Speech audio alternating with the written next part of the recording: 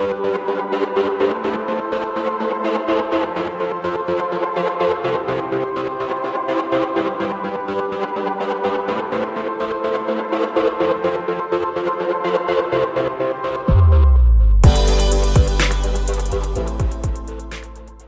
up mga kabayan? Welcome po sa Delicious TV.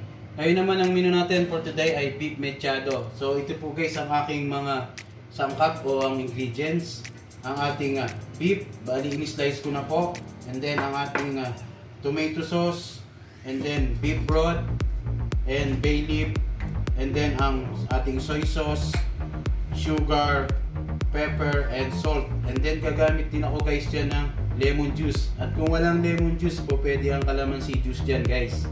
And then ito ang ating vegetable, ang aking green bell pepper, ang red bell pepper, and then ang potato and carrots. And then gagamit din ako guys ng garlic and onion, and cooking oil, and then konting soup stock ng water. So ay lang po guys ang ating mga ingredients. So simulan na natin ang pagluluto.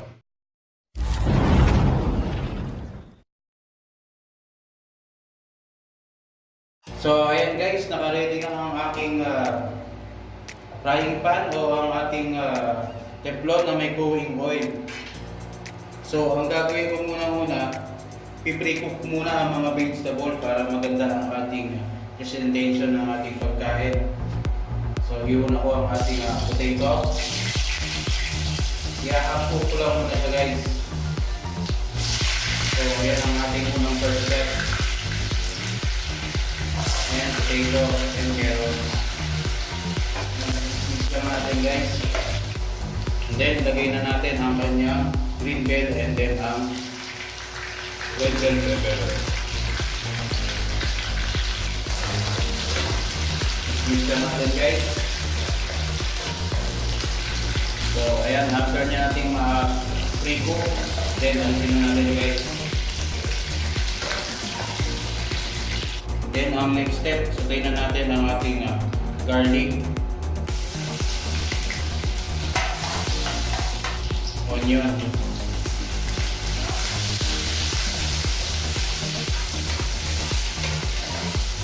sabay natin siyang mag-golden brown guys. Then sabay na natin ang ating bay leaf para masarap sa aroma.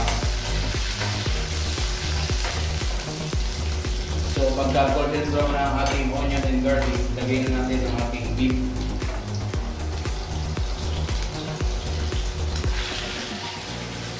And then isutay-sutay lang natin guys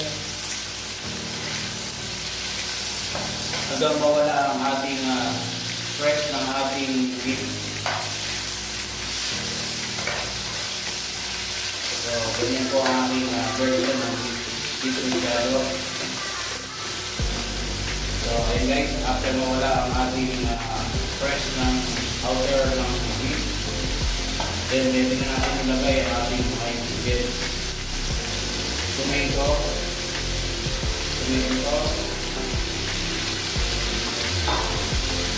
konting soup stock ng water.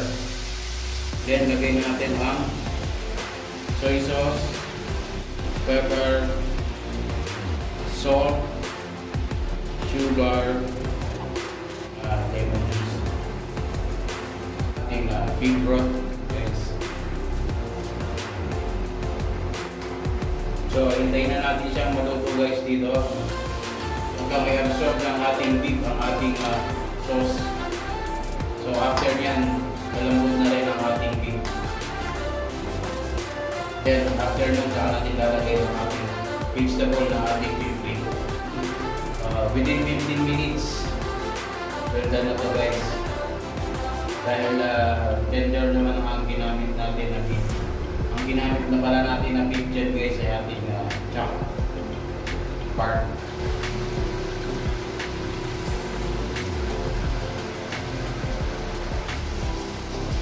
So guys, ayan, after 15 minutes, na-absorb na ngayon ng ating beef ang ating soup. So well done na ang ating mechado. So lagay na natin ang ating half vegetable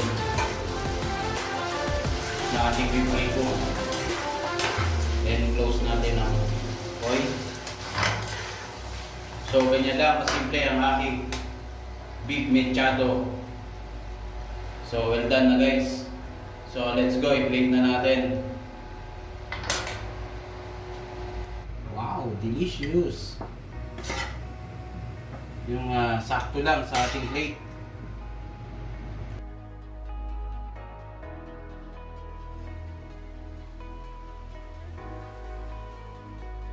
Well done ang ating beef mechado. So thank you very much guys for watching. See you in my next video and God bless.